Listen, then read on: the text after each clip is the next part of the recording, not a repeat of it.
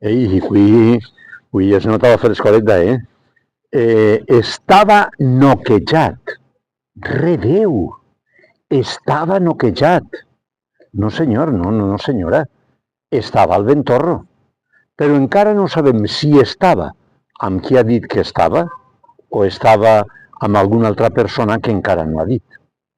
Estava noquejat o estava de parranda, com diria aquella coneguda cançoneta.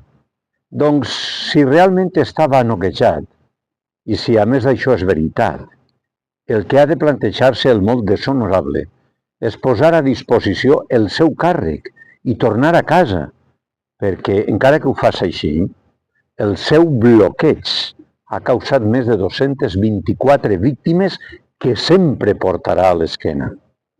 El nostre president no es pot permetre estar noquejat.